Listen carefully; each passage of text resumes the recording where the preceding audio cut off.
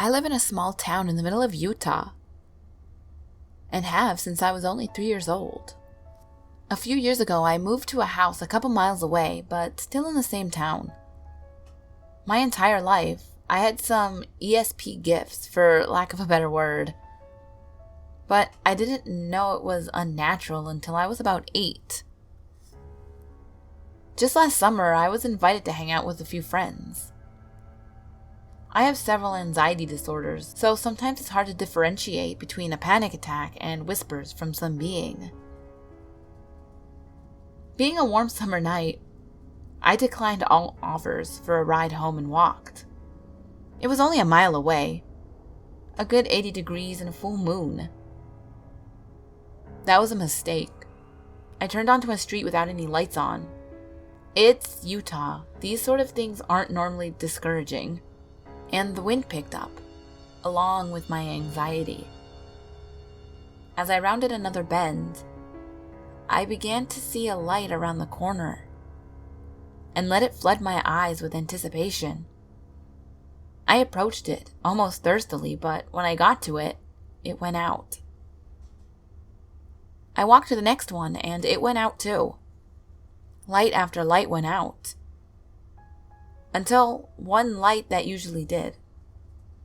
This light stayed on, and I can hear deep laughing. Suddenly, I knew Latin. I have a gift for languages, but who would have expected that?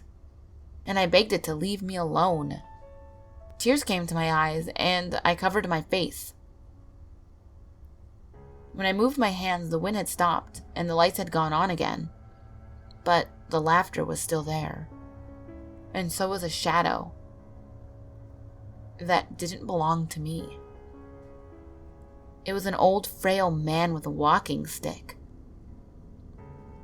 I can hear the walking stick, but only successfully in hurrying along the speed of a walking stick. I got home, slammed the door shut. It couldn't follow me, but now I'm afraid to go out again. Nobody else has had an experience like mine in this neighborhood. 3 years ago, I worked in a very nice rest home as a CNA. It is called Courtyard at Jamestown, assisted living facility. If anyone reading this is from Utah, it's just off University Avenue, right before Will's Pit Stop. The people I helped there were near the end of their lives, obviously, so we had a lot of people pass on there. But not a lot of them hung around afterwards. So, unusual occurrences were not the norm for residents and staff.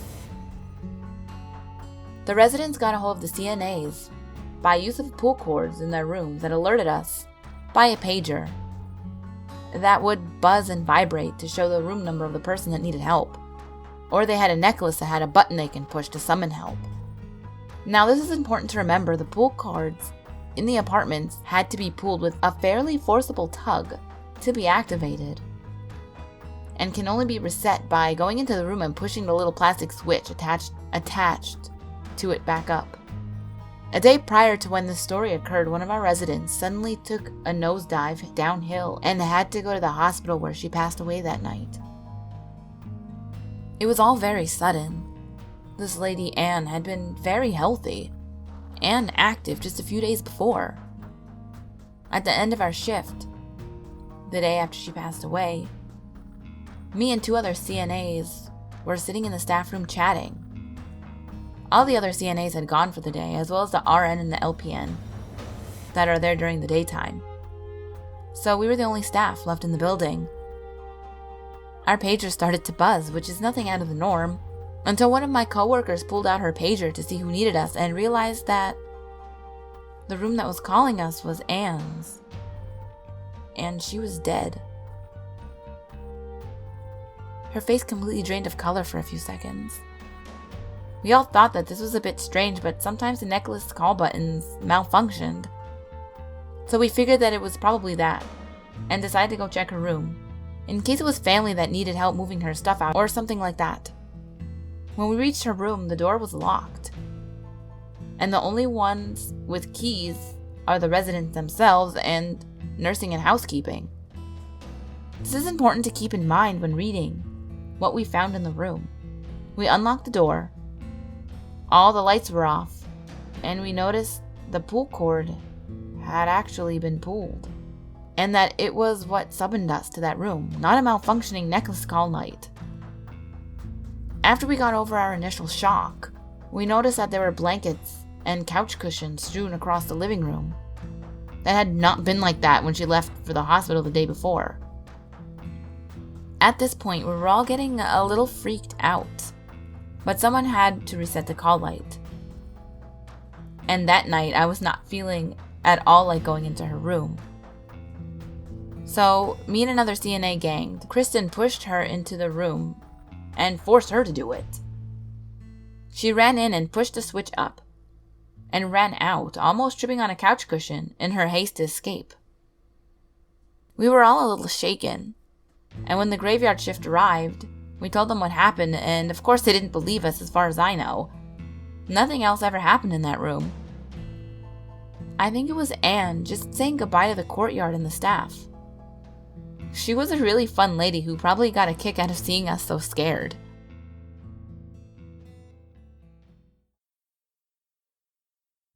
I was hiking near Dead Horse Point with my ex-husband Sean and some friends when we got lost. We'd wandered off the trail and were just wandering around when it began to get dark. None of us knew which way to go to find the trail again, so we just kept walking. Just after the sun went down, I began to get the feeling of eyes watching us from the darkness. As we came over the top of a hill, we spotted firelight reflecting around the bend ahead of us. I picked up my pace and strode forward, thinking it was other campers and we could just crash with them for the night and then find the trail in the morning. As I rounded the bend, I stopped dead in shock. Sean almost running at me down on the down line as our friends bumped into each other. Muttering came from behind me, but Sean and I stared mutely in shock. I was half right. It was other campers, but they were not of this world. A small group of Native Americans were camped in a small alcove in the cliffside. I do not know what tribe they were from, but the scene was rather domestic and it appeared to be a small family group. An older man in his late 30s, a woman about the same age, a man and a woman in their late teens or early 20s, and a boy about 5 or 6. The men were sitting by the fire, eating, as the women bustled about setting up sleeping places, and the little boy ran around playing. As we stood there watching the scene slowly fade from view, none of them noticed me or gave me any sign that we were there. After they had faded from sight, we stepped into the little alcove but couldn't find any signs of a camp or fire there. We decided to camp there until morning and then try to find our way out. When the sun rose the next morning, we searched the area more completely and found a couple interesting items. A turquoise bead and an arrowhead. We also found the back wall of the alcove was marked with dark patches like faded soot. We continued on our way and eventually found the rangers who began looking for us when we did not return to the campground at the time that we said we would. I spoke to one of the rangers, and he said that others had reported similar experiences, as well as others.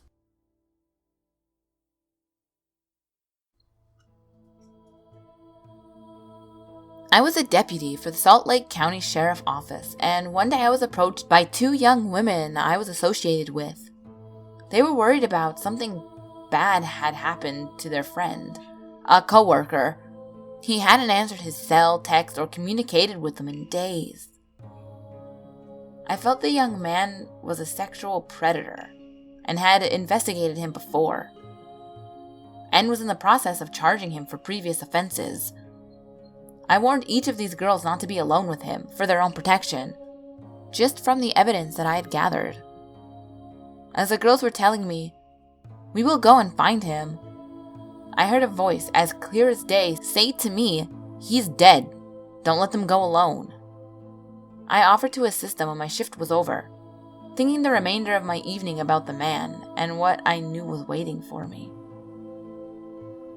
When we arrived to his apartment, We located the manager, and since I was dressed in my uniform, we had access to the apartment without a warrant. The man had locked it from within and chained the door shut. One of the young girls that was with me had very skinny arms and was able to unlatch the door. The same voice I heard earlier that evening, I heard called again. I ordered that all three stay outside. I entered the apartment with my gun drawn. After clearing each room and calling out his name, sure enough, he was in the bedroom, with the drape closed on his door. It was a very small apartment, and his bedroom was a closet. I called his name several times. For some reason, I thought he would answer, knowing all too well that he was dead.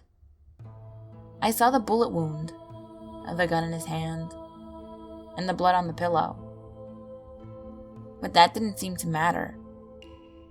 The thing that hit me next was what I saw. As I'm talking to myself, or the dead kid, I said, and here I have to change his name. Tom, what the hell did you go and do? Was the next thing I saw this man standing at the foot of the bed, looking down at his body. I didn't say another word, I just watched him as he was oblivious to me. He just stood there as if he were in shock. I just watched until the spirit left. That same week I was sleeping in my home and had a visitor. Something slapped me on the wrist and I shot up from a deep sleep. I looked at the foot of my bed, and in the dark, a figure was standing. I was prepping my report on this man, and it appeared that he didn't want the world to know what kind of animal he was. I felt violated.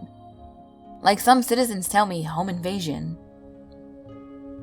As a deputy, I've seen quite a bit, and I have a gift for seeing the dead.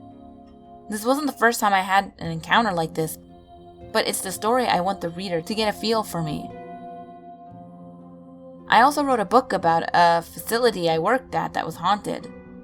It took 3 years to complete. It's a compilation of stories from other officers who worked the building. And I'm in the process of finding a publisher. But this one story is about Tom. That's one of the few encounters I've had as a deputy and civilian over the years.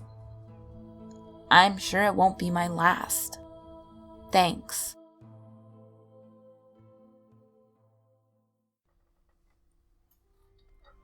My story of an encounter with the supernatural happened when I was 17. I had had an earlier experience with some strange phenomena when I was about 4 years old, but the one I had in my teens was much more frightening. It was 1987, and I was working at a downtown Salt Lake City movie theater.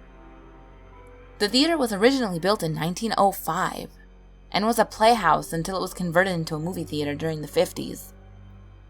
Somewhere between 1955 and 1965. The balcony area was converted into a second theater, separating the top and bottom of the original theater into 2 separate theaters. At the time, we used to play a lot of artsy type films. Then around the holiday seasons like Halloween and Christmas, the theater would play those films that went with those seasons. Now that you have the background set, here's my story. I was working at the theater as an usher, concessionist, cashier, and part-time projectionist. I also did backup manager stuff, as our crew was quite small and we shared duties with the other theater downtown, the old Center Theater. Halloween was coming up and business was really slow. So our theater manager, I'll call him Ted, decided that if his crews at both theaters were down for it, we can host a Halloween party at the Utah Theater. This theater had quite a rep for being haunted, with many employees having experiences. So most of us being kids, late teens and early 20s, we thought it would be fun. At the time, we were showing Return of the Living Dead Part 2 in one of our theaters. One of my favorite movies of all time. And the plan was we'd party, have a few drinks, then watch the movie, and finish the night with a big staff sleepover. Well, the party had gotten started and I got pretty drunk. Then someone's boyfriend of one of the staff said that he'd brought a Ouija board. Thought we could try it out. We were all pretty drunk and most of the people backed out of it. Myself, though, thought it would be interesting because I'd never played with one before. So about 4 of the dozen that were there decided to try it out, including me. So we did. We asked the board if there were any spirits that had a message for us or wanted to talk to us. The first time I felt the pointer move by itself, it freaked me out. It then started answering our questions one by one. Then it would only answer mine. For some reason, it started to focus on me. So I asked who it was I was talking to. It was a D or an S, I don't really remember. I asked some other questions, and to make long story short, it said that it was a little girl around 10 or 12 years old, and that she had died in the theater. So about an hour of playing with this thing, the atmosphere began to change. People started getting really scared, and by now most people had stopped playing the board except for me. I was playing with it by myself. When the owner of the board saw what I was doing, he freaked out. He grabbed the board, and he said he was done for the night. I was upset with him, but was getting tired, and was ready to go get some sleep.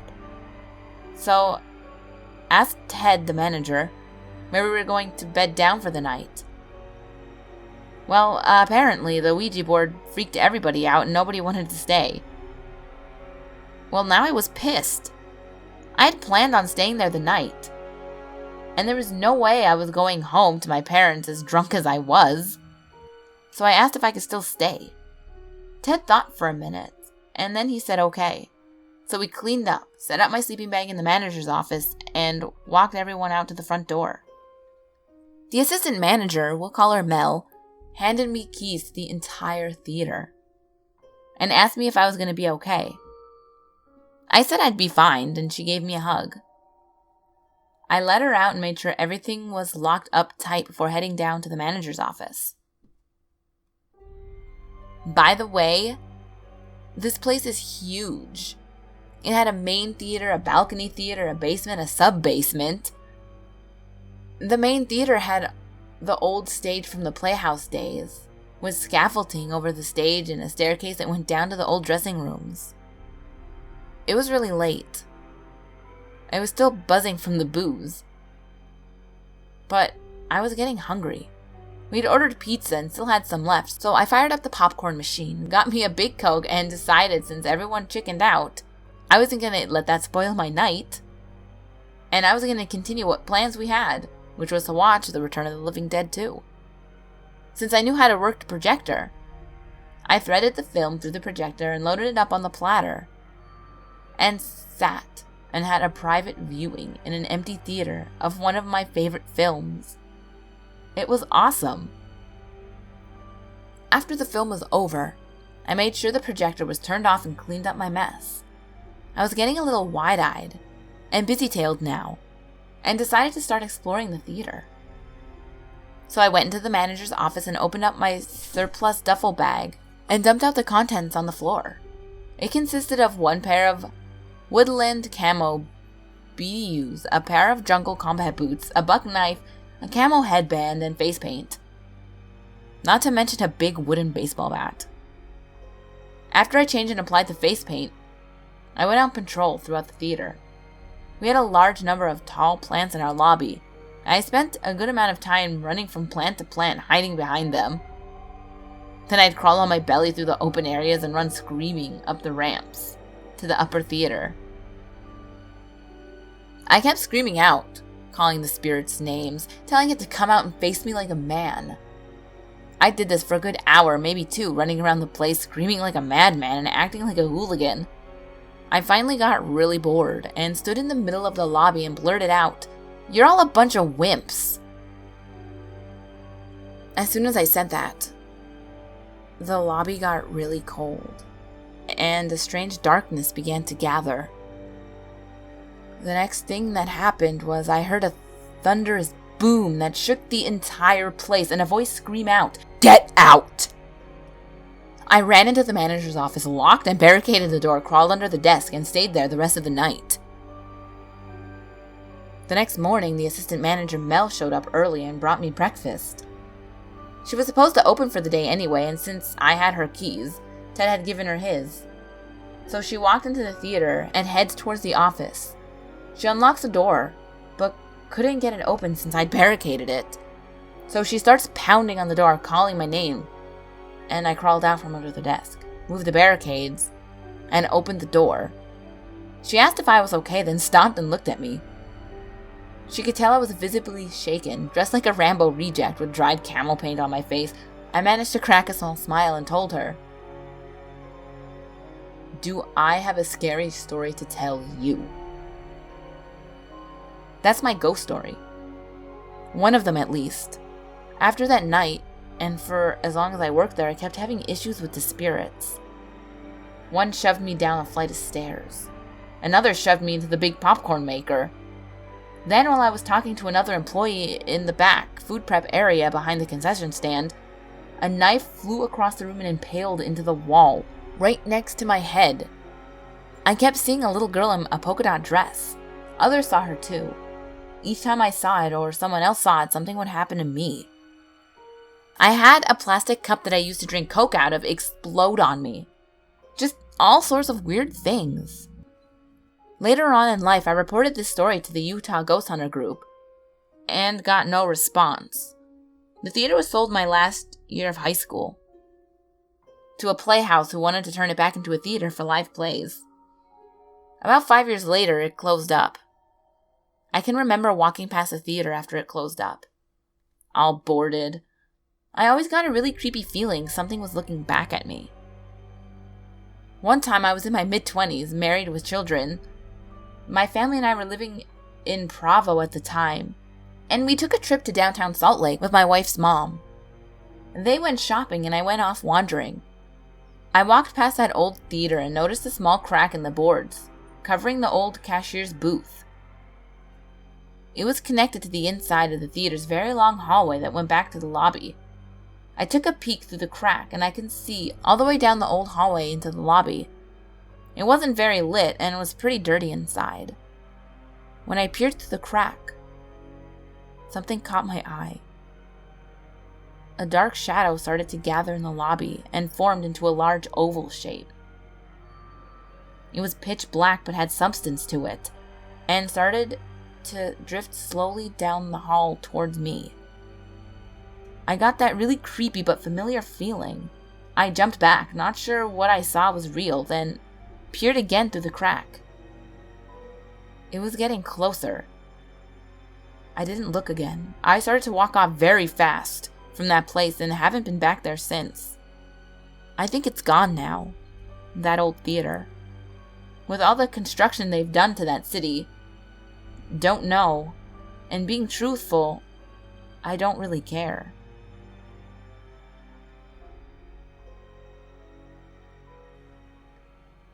I hope you ghouls enjoyed those 5 true scary ghost stories from Utah.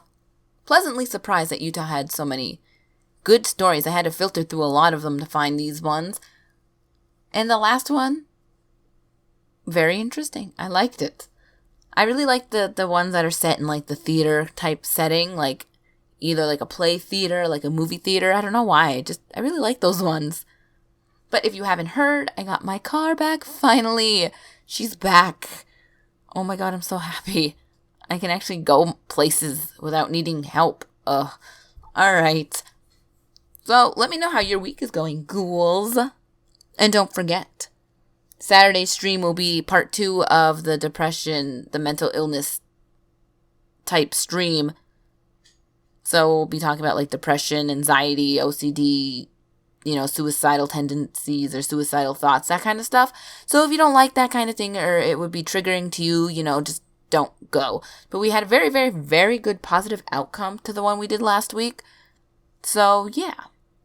As always, ghouls, the last video is on the top left, the next video is on the bottom left. All my social medias are on the screen as well as in the description box below. And remember, there's always someone or something watching you.